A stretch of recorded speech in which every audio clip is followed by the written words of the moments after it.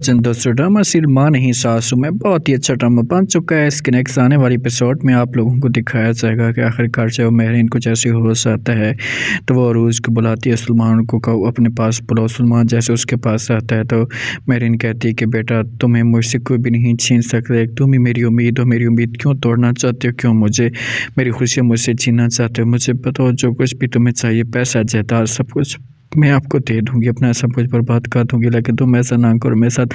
सलमान ये बातें सुनते तो मेहरीन को इनकार करते उससे कहते हैं कि देखें जो बात थी वो मैंने आपको बता दी, अब इसके अलावा कोई और बात तो नहीं आ सकती। मेहरीन कहते कि ऐसा मत बोलो, मेरी हालत ख़राब होना शुरू हो जाएगी, आप ये सब बोलेंगी तो मुझे जो वो तबीयत मेरी और भी ज़्यादा ख़राब हो सकती है। तो जहाँ पर जो सलमान कहता है कि नहीं बस जो बात भी आपको बोलनी थी मैंने बोल दी है, यही सच है, सच के अलावा कुछ भी नहीं है। तो आप फिर बार बार क्यों मुझे तंग करने की कोशिश कर रहे हैं, बार बार क्यों मुझे ख़राब कर रहे हैं। तो इनकार कर रही थी मेरी नूर से, कहती कि तुम्हें शायद सिर्फ उसे वर्गला रही है, आप प्लीज़ ऐसा मत करें। तो इनकार कर रहे। सलमान से कहता है कि मुझे कोई भी नहीं वर्गला रहा, बस मेरे दिल के अंदर जो बात है वही सच है और मुझे इस बात का सब कुछ पता चल चुका है।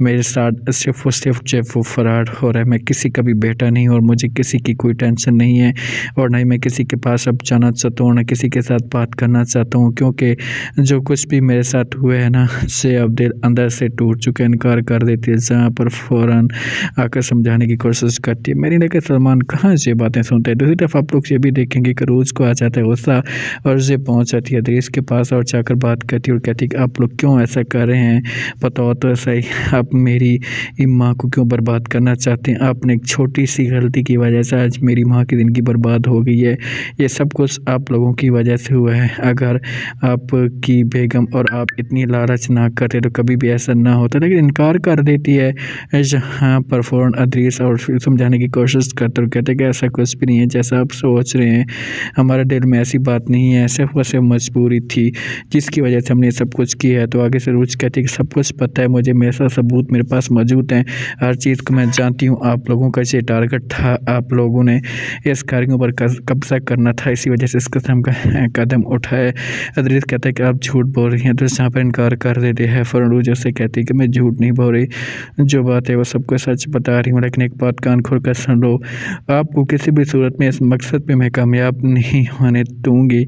आप लोगों ने सलमान को छीन लिया, ठीक है सलमान चला जाए कोई इतराज़ नहीं है, लेकिन जो कुछ तुमने किया है ना इन चीज़ों की आप देखना कि आपको सज़ा ज़रूर मिलेगी। सलमान के पास शहज़ आती और आकर कहती कि बेटा हमें माफ़ कर दो, हमसे गलती हो गई है, जो कुछ भी आप मांगना चाहते हो हमसे मांग लो, लेकिन हमारे साथ ऐसा मत करो। लेकिन इनकार कर देते हैं। मुसलमानों से कहते कि मेरी कोई भी माँ नहीं है, मेरा कोई भी अपना नहीं है, सब मेरे पराए हैं, प्लीज़ आप लोग मुझे अकेला छोड़ दें। लेकिन इनकार कर देती है। जहाँ पर सस कह के हाथ जोड़ती और कहती कि मैं आपका रिक्वेस्ट करती हूँ बेटा, जो कुछ भी होना था हो चुका, अब इन चीज़ों को भूल जाएँ, प्लीज़ हमारे साथ ऐसा मत करें। इनकार कहती कि नहीं प्लीज़ आप मेरे पास मत आओ, मेरे साथ बात करने की कोशिश मत करो।